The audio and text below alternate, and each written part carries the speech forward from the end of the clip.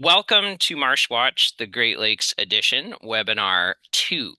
So you should be on slide 2 now. So first off, of course, we'd like to recognize the Indigenous peoples who were the original inhabitants of the land in the many, many different places where we're all gathered today.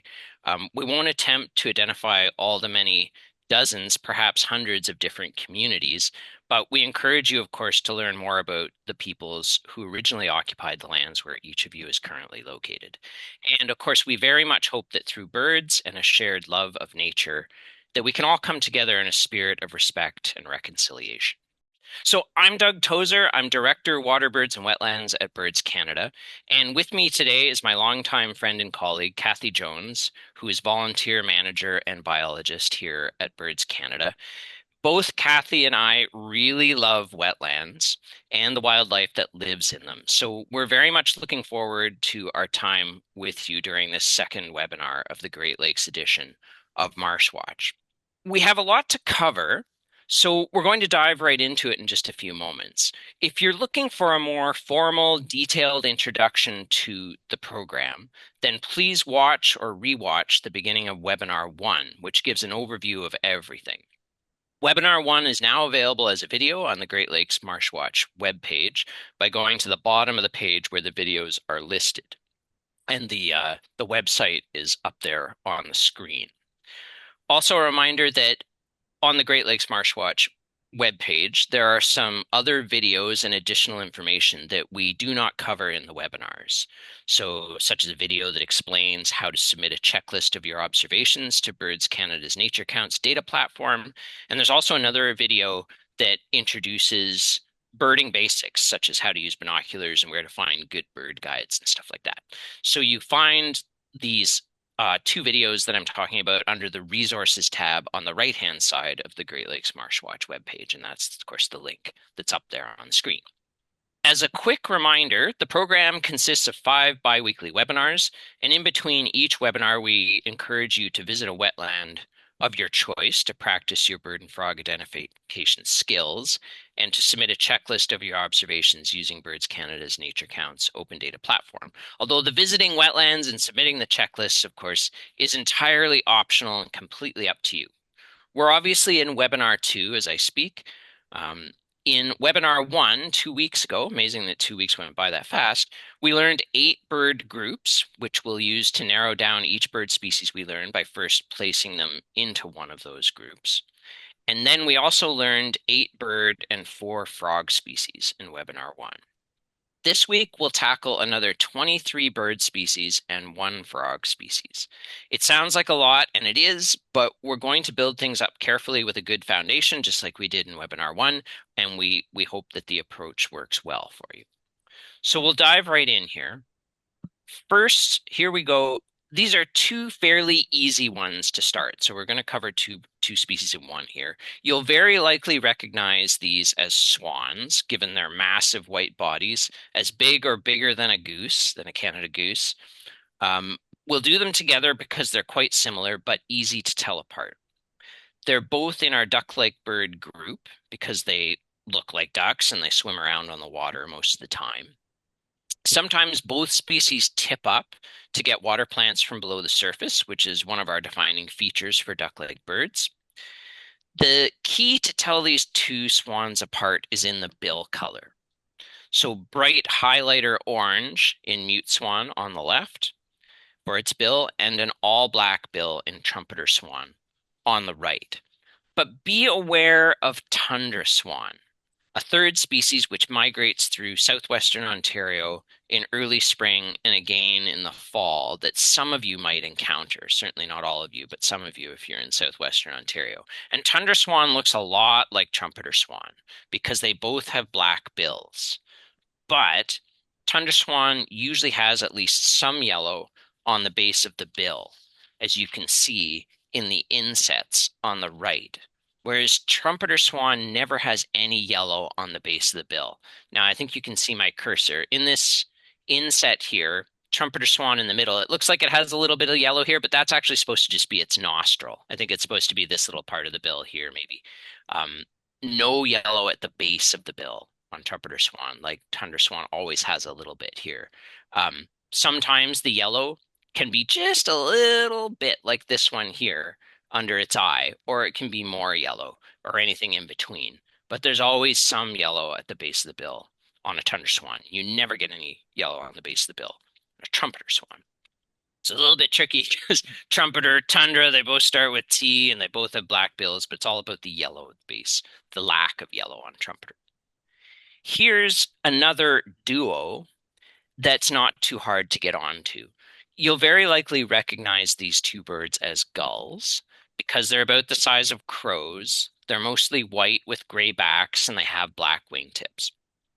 We know they're adults because there's no brown streaking or flecking.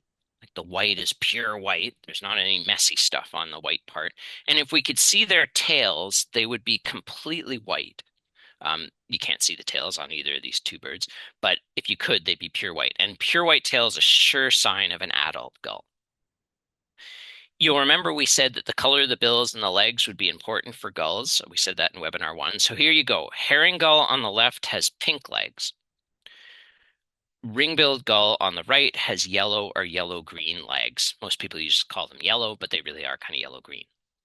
And the bills, herring gull has a red dot with no black, whereas ring-billed has a black ring with no red. So be aware, though, that these leg and bill details, they only work on adults. As you can see on the young ring-billed gull in the upper right-hand corner, its legs aren't yellow. They're flesh-colored or pink-colored. But you know it's not an adult because it has lots of brown streaking on the white, and its tail is not pure white. Let me just move this little picture here so I can get my cursor in here. This is the tail right here. This is the wing that goes along like this, and the tail is showing here. And you can see it's got a dark end to the tail. It's not pure white. So you know this is a young gull. Your bill and leg tricks aren't going to work on it. Only works on adults. So don't fall for the younger gulls tripping you up. Only works on adults. Here's a trickier duo. So these are in the songbird group because they're smaller than a robin. They're perching on things. And as we'll hear in a moment, hopefully if we have the sound working, which we think we figured it out this week, they both have musical songs. So of course they're in our songbird group. Visually, they're difficult to tell apart. They're both about the same size, shape. They have the same brown crowns, grayish white bodies, and brown backs.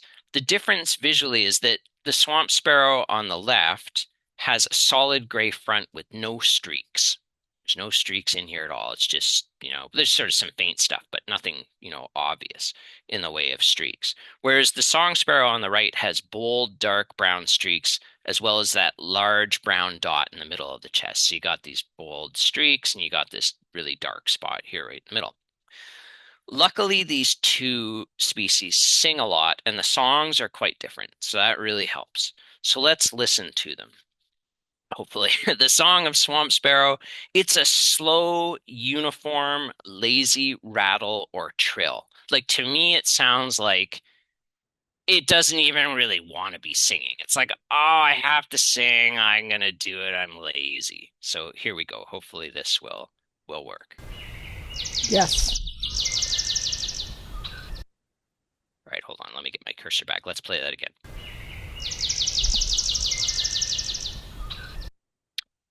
And we'll do it one more time.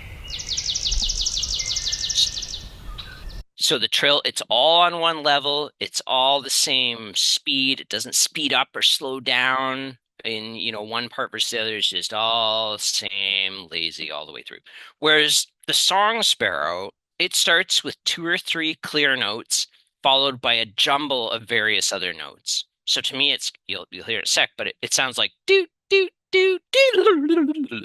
But that first part, the do, do, do, do, is really, I know everybody's laughing, but you'll see what I mean. Here you go.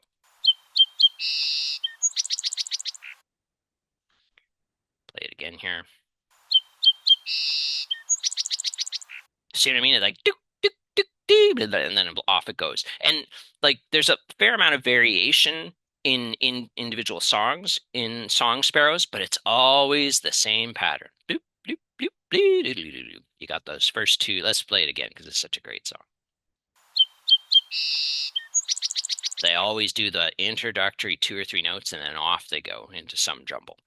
Here's the first of our swallows, and these guys are back now. They've been back here where we are at Long Point. I can see them out. I can see some out my window right now, actually. They've been back for a week or two now. Um, Tree swallow. It's a swallow because it's small, about the size of a budgie, with a torpedo-shaped body and long pointy wings, and it spends most of its time flying around really, really fast. Amongst the swallows, this one's fairly easy because it's the only swallow with a clean white underside, like totally white. There's no brown buff or chin strap, or there's no brown stuff on this white, as we'll see in some of the other swallows later. It's just clean white all the way down. Nothing going on there. And of course, it has a bluish back in some light, as you can see, like this iridescent, shiny blue. Um, but be aware that that back, the bluish back, lacks the blue shine in some young birds, and it can also look dark if it doesn't have sun shining straight on it to shine off of it. So even like on a dark, cloudy day, a nice bright adult male tree swallow might just look dark on the back and won't give you the shine. But if you get it in the right light, you get a good shine off of it. Okay, this one's one of my favorites. Pretty great, neat looking bird. The American bittern is one of our heron-like birds because everything's long about it. Remember the heron-like birds? We got long legs, long neck, long bill on this thing. So otherwise, though, there's not much distinctive about its looks. I mean, it's brownish, it's got really wide, bold streaks. Um, Despite it being in the open in these photos, you will rarely see one, though. They're super secretive, and they often hide in thick vegetation. But luckily, they call a lot, especially early in the season, and the call is really loud and really distinctive. Um, it's a three-syllable pumperlunk, or there's some other rhymes that people have, but pumperlunk is a really good one, and you're unlikely to mistake its call with anything else. So let's have a listen.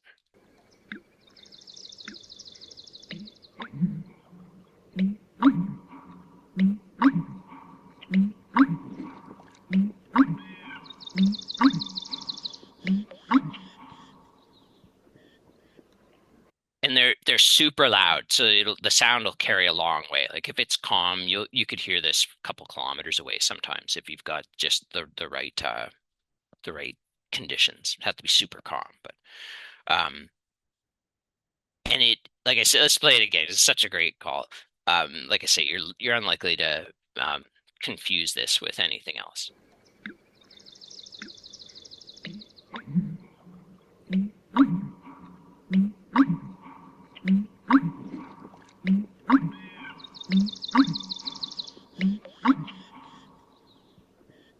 And you'll get bonus marks if you recognize the swamp sparrow in the background. Lazy, trill, laid back, right? Now you guys are wondering, I wasn't listening to the bird in the background. Let's play it once more. Swamp sparrow in the background.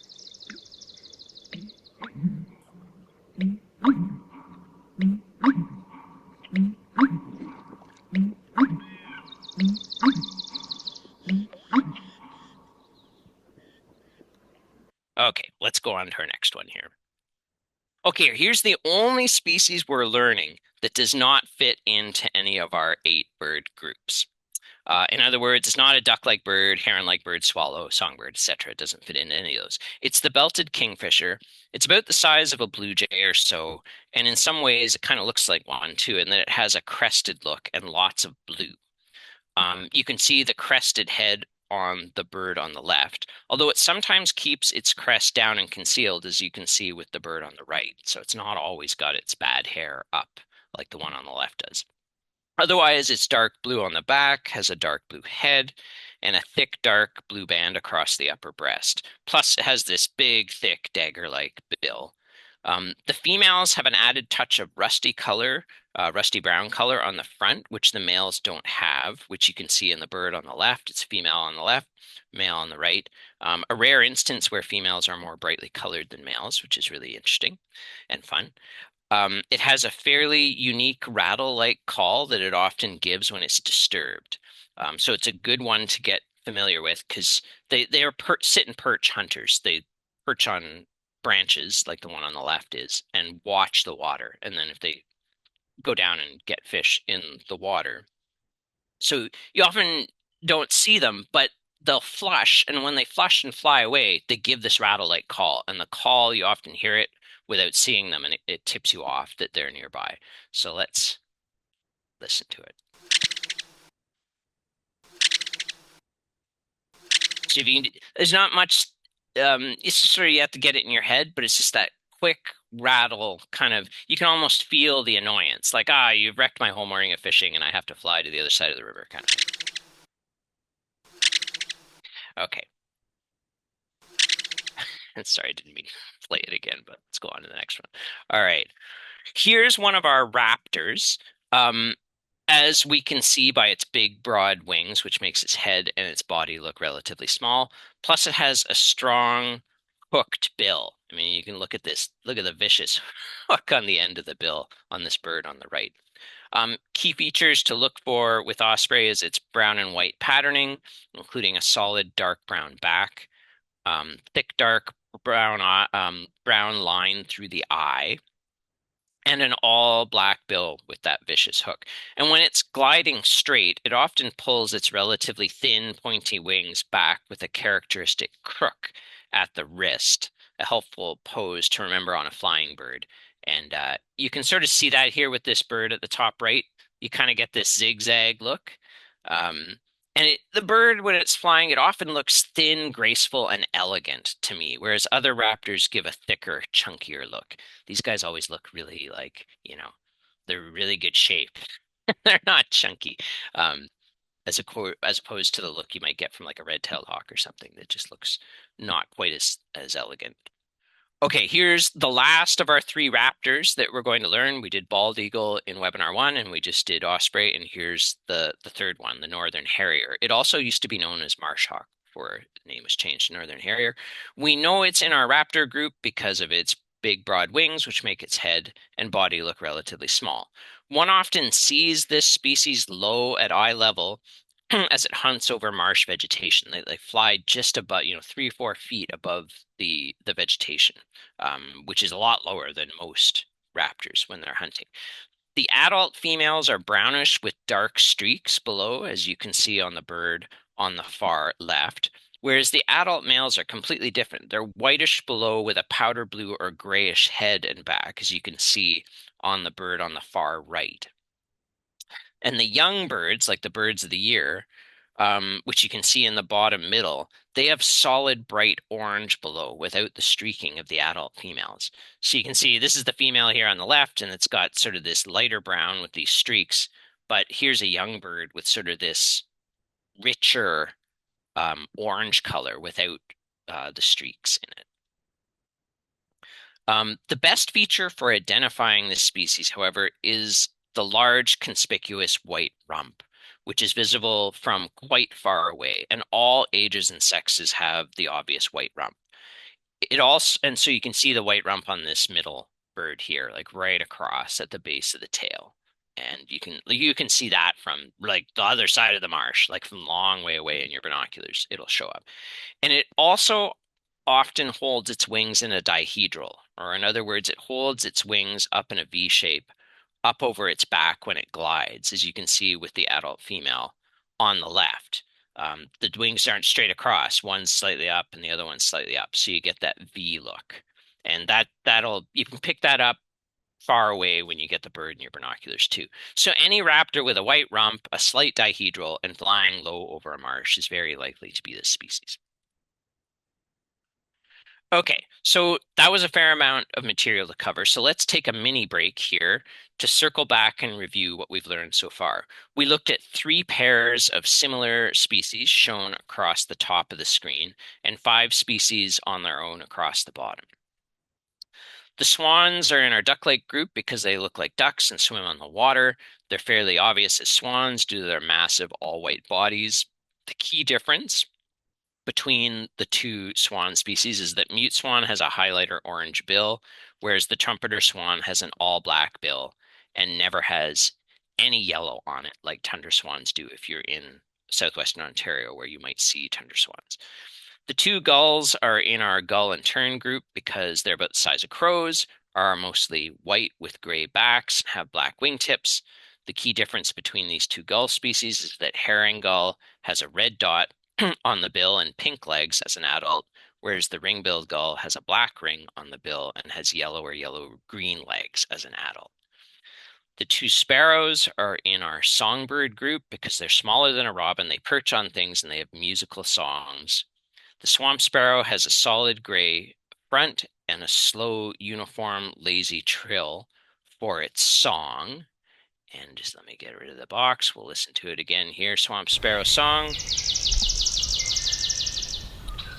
Whereas the song sparrow has bold, dark streaks on the front and a song that starts with 2 to 3 clear notes, followed by a jumble of other notes. We'll play it quickly here for you. The tree swallow is in our swallow group because it's about the size of a budgie with a torpedo-shaped body and long pointy wings. It's our only swallow with a clean white front and usually shiny bluish back, depending on the light. The American bittern is in our heron-like group due to its long legs, long neck, and long bill. It's best identified by its distinctive pumper-lunk call. Play it here again for you.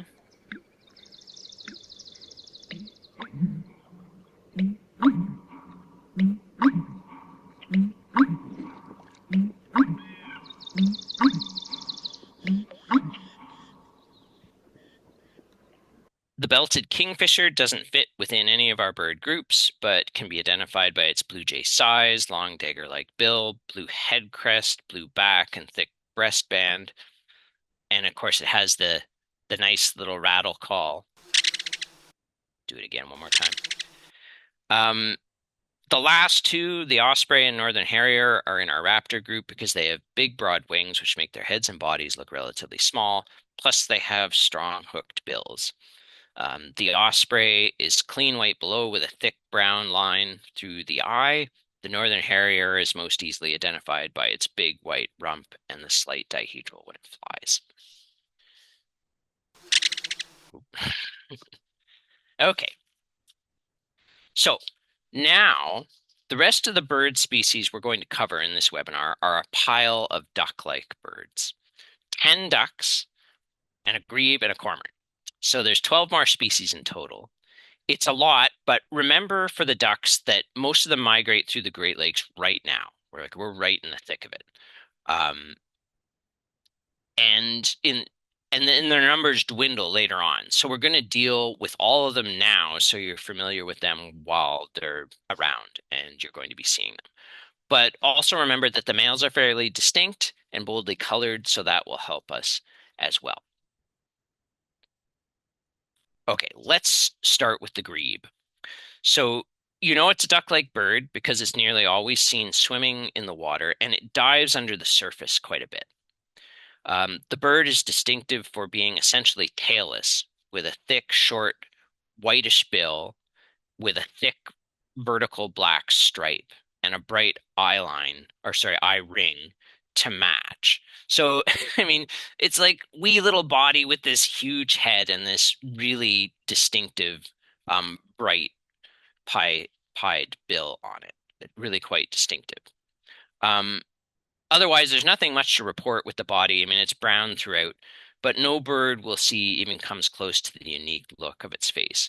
You normally hear this species, though, much more than you see it. They're actually quite secretive. They're really good at hiding. And it has one of the strangest and luckily for us, most distinctive calls of all the marsh birds, maybe only being topped by American bittern. So it's a long, loud, rhythmic series of descending cuck notes, where the bird sounds like it's suffocating and losing air until it finally seems to expire at the end of the descending series. If you've never heard one of these, you'll see what I mean. We'll display it here.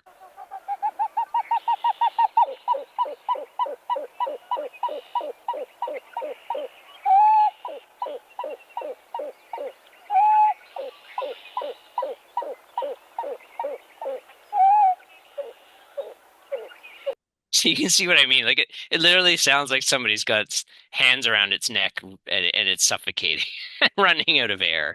It's a great call. We'll just listen to it one more time for fun.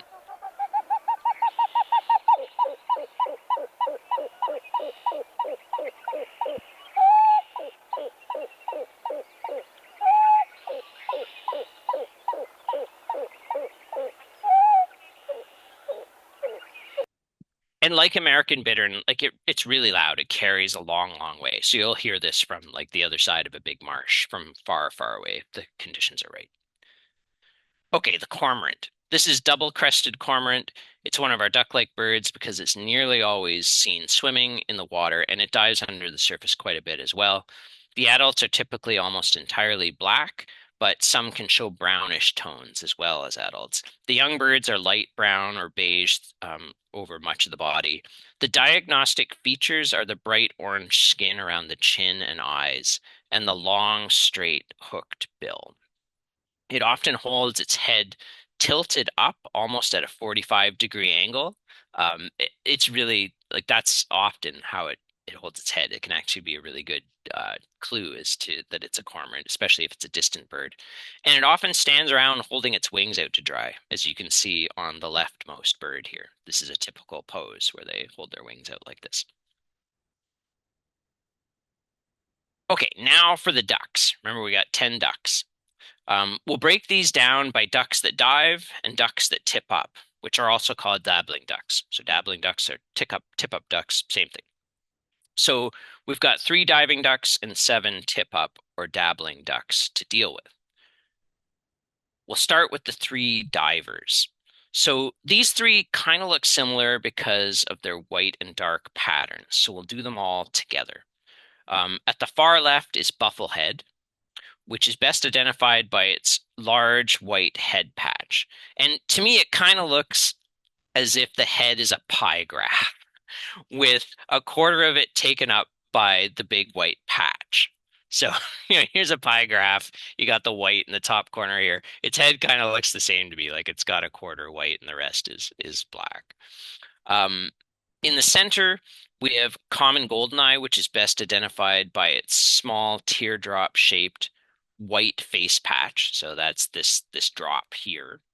The goldeneye isn't necessarily a great mark because you can see over here, ringneck duck has an equally bright gold eye, but that teardrop on the males is really obvious, and you can see it from a long way away as well. And at the far right is the ringneck duck. Although be aware that the neck ring is only visible if you have the bird right up close in your hand, so you'll probably never ever see it. I've only ever seen it a handful of times, despite watching thousands and thousands of these things up close over the years. The ringneck is best identified by its 3-tone bill, black, white, and gray, and along with the white wedge along the side between the dark at the front and the gray along the side. This is probably the single best mark for ringneck duck. So you got a dark front and you got gray flanks and you have this white wedge in between. It doesn't show up terribly well on this photo, but on most birds in under most light conditions, this white wedge sticks out like a sore thumb, like even from far, far away. So if you see gray, white wedge, black on the front, you got like a multicolored bill like this, and everything else matches, you got a male ringneck duck for sure. All right, get to the next slide here. Okay. Here's the 7 tip up or dabbling ducks. They're all similarly shaped, as you can see. They're kind of shaped like a mallard or your typical farm duck. Your quintessential duck. There's really not much clues there for telling them apart. So shape doesn't really help us a whole lot. We'll instead deal with these by breaking them into 3 groups. The ones across the top are all distinctive in their own ways. So that's one group, the distinctive group, we'll call it. Then American Wigeon and green-winged teal, these 2 here. They're similar to me because they both kind of look like they're wearing funky green face paint with a thick, shiny green line through the eye and onto the back of their heads. It's like somebody took a paintbrush and slopped, funky green face paint like this, and then did it again here as well. So you have that. And then Gadwall and American black duck are kind of plain and plain, relatively speaking, being grayish or darkish throughout, and not much to go on to tell them apart. They're down here at the bottom. Like, they're pale, they're kind of uniform throughout, and there's not much really going on. So we'll start with the 3 distinctive ones first. So the wood duck in the top left there, it's unmistakable with its mostly green helmet-like head, brown breast, and various stripy white markings. And the helmet shape, like it has sort of this the head feathers curl around into this sort of point here. So it kind of looks like it's got some kind of funky helmet that it's wearing. But otherwise, it's got that really unique sort of harlequin kind of pattern to it. The northern shoveler, which is in the bottom left there, can be told by its big, huge, thick, ridiculous, long black bill. I mean, look at this thing. There was a 4 or 5 of these shovelers on the pond beside headquarters here this morning. Like the bill is just, it's laughable. It's so huge. It really looks like, somebody photoshopped it. But that's really what their bills look like. And then, of course, they've got the green head and the bright chestnut patch on the side of the white flanks. So, big, huge black bill, green head, white with this big chestnut patch. There's no other duck that looks like that. Unmistakable male shovelers like that. And then the northern pintail on the right there is distinctive, of course, for its long needle-shaped tail. And then it's got this really nice brown face with that white neck.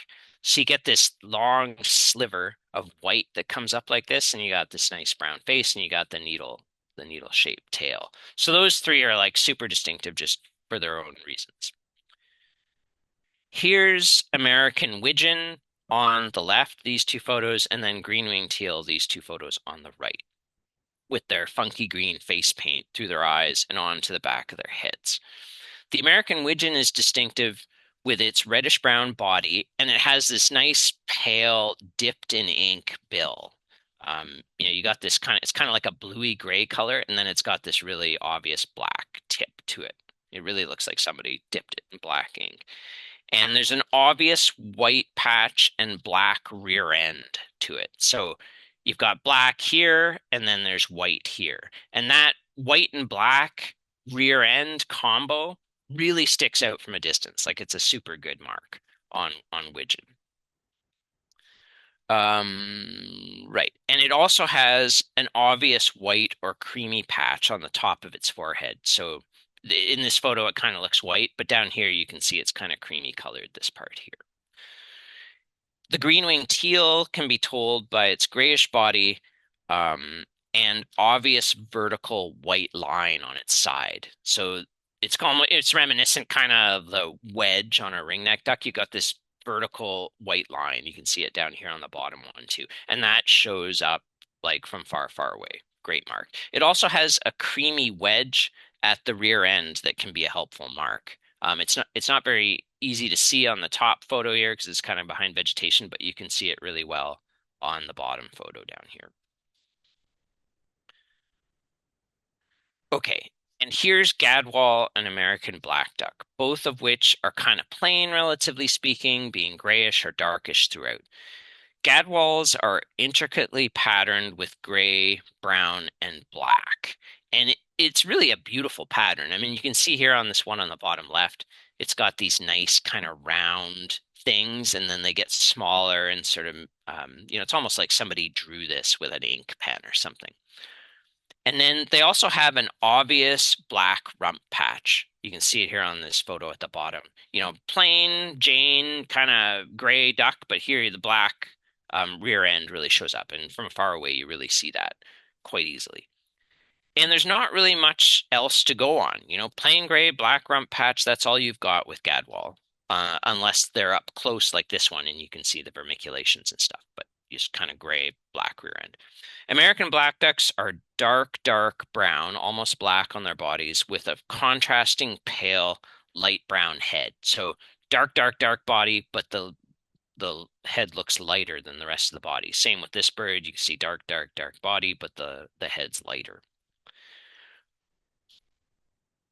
Males have bright yellow bills, like you can see the bird on the top right.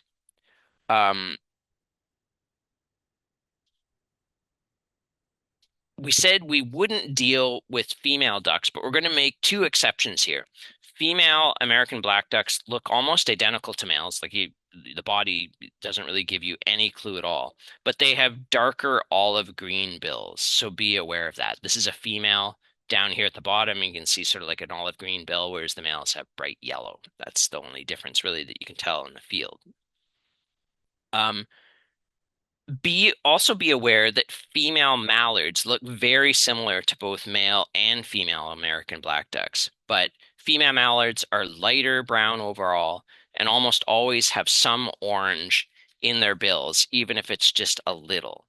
So here's a mallard in the bottom right, and you can see like lighter brown throughout, and there's not as much contrast between the head and the body. Like on these black ducks, it's dark body, light head, but this is sort of it's about the same throughout. And of course, you got orange in the bill.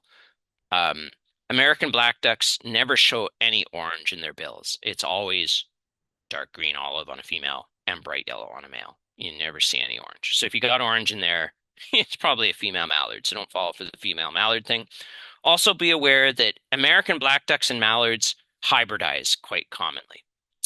So you can get mixes of all these characters as well. So these hybrids, they can really be tricky. And some individuals, you'll just have to let them stay unidentified because they'll have features of both American black duck and mallard. And you just have to let them go as, yeah, probably a hybrid. I'm not sure.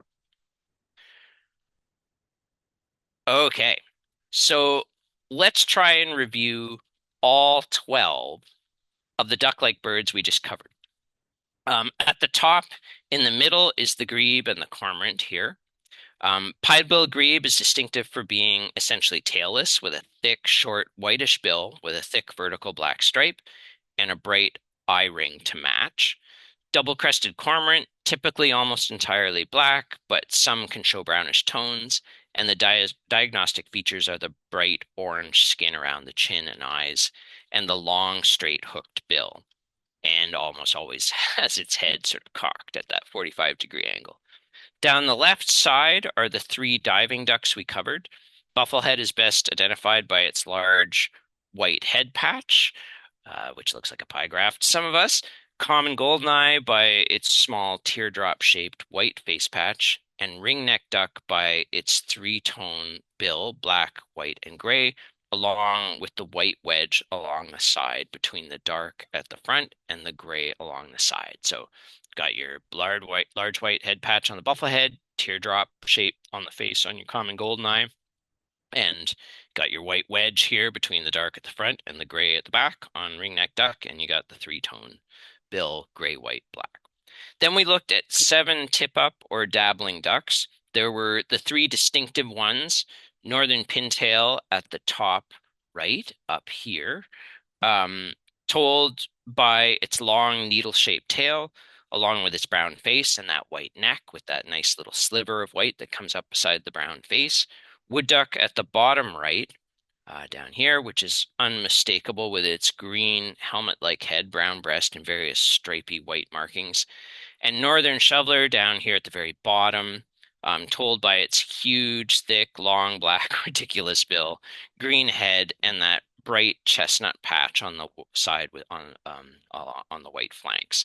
Then we dealt with American Wigeon and green-winged teal with the thick, shiny green lines through their eyes and through to the back of their heads. The American Wigeon is distinctive with its reddish-brown body, that pale dipped in ink bill, an obvious white patch and black rear end. Here it is here. See all those features. The green-winged teal can be told by its grayish body and obvious vertical white line on its side.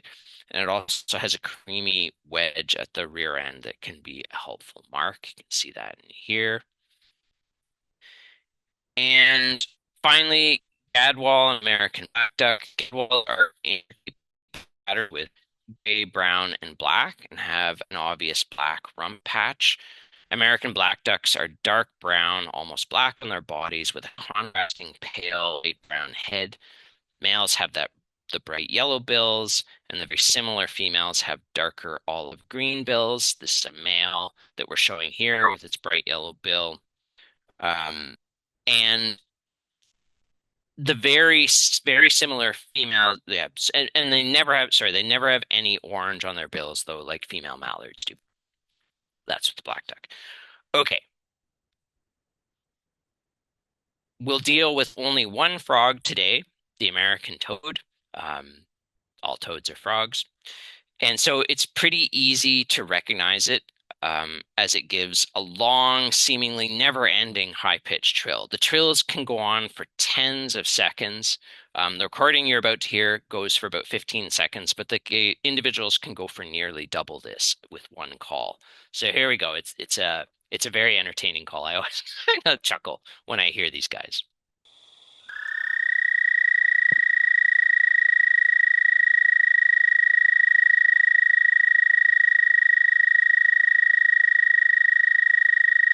On and on it goes. Let's listen to it at least one more time because it's such a great call.